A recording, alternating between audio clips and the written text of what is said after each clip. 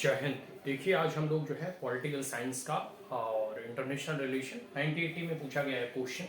बहुत ही important question है और कई बार ये रिपीट भी हुआ है। ठीक है, इसके बारे में हम लोग देखेंगे। जैसे है यहाँ कि what is the constitutional significance of judicial review.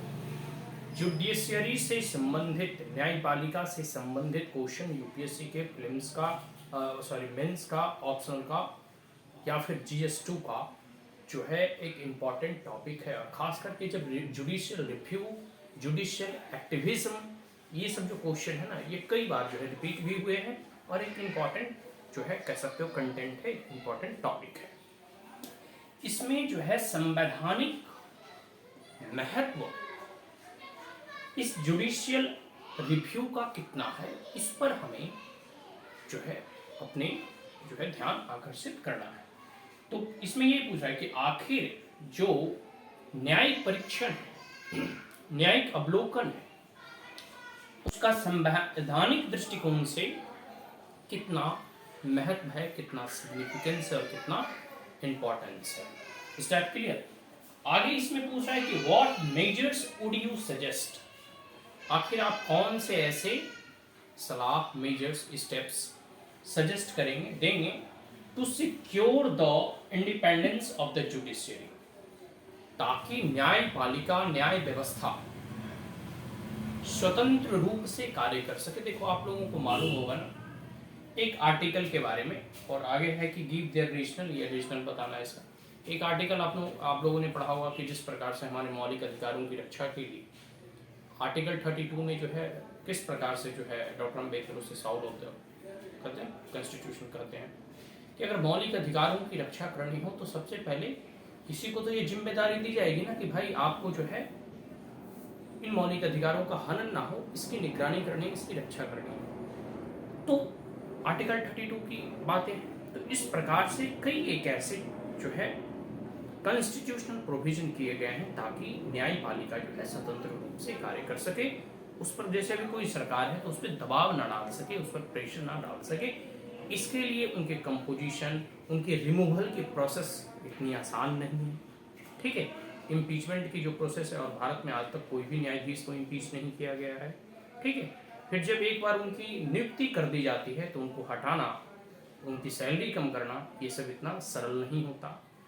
फिर उनका एक अपना एडमिनिस्ट्रेटिव रिक्रूटमेंट, ट्रांसफर, पोस्टिंग सब जो है न्यायालय के अंतर्गत ही आता है।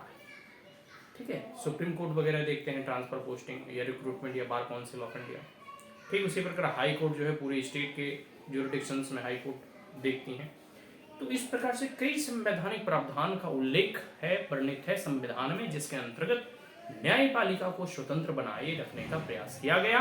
क्योंकि संविधान निर्माताओं को यह भय था कि अगर न्यायालय स्वतंत्र नहीं रहा तो फिर जो राजा महाराजा या फिर जो भी मतलब कह सकते हो सत्ताधीश सत्ता में चुनकर आएंगे, हो सकता है कि वो अपनी मनमानी करने लगे, हो सकता है वो अपनी डिक्टेटरशिप चलाने लगे, हो सकता है कि वो आम लोगों को जेल में बंद कर दे या उनके अधिकारों का हनन कर दे। तो इस परिस्थिति और इस चिंता को देखते हुए न्यायपालिका को उसके कह सकते हो कि स्वतंत्रता को बरकरार रखने के लिए कई एक ऐसे संवैधानिक प्रावधानों का जो है एक प्रकार से कह सकते हो कि वर्णन संविधान में मिलता है। और संवैधानिक प्रावधान भी ऐसे बनाए गए ताकि कोई भी जुडिशियल फंक्शन में इंटरफेयर ना करे।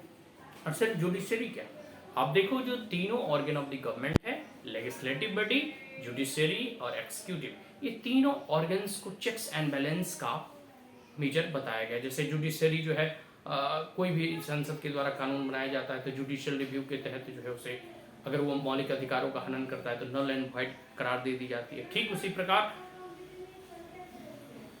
लेजिस्लेटिव का भी ये पावर है कि किसी भी चीज को, किसी भी संवैधानिक प्रावधानों का वो संशोधन कर सकती है, एक्सेप्ट बेसिक स्ट्रक्चर।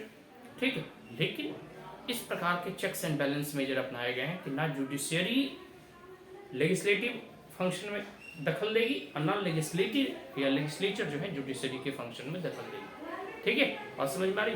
तो यही चीज है किस प्रकार से इसका जुडिशियल रिव्यू का बहुत ही इंपॉर्टेंट टॉपिक है। ये कई बार रिपीट भी हुए हैं और न्यायालय की स्वतंत्रता को बरकरार रखने के लिए कई एक ऐसे प्रावधान संविधान में ये गए हैं। जय हिंद।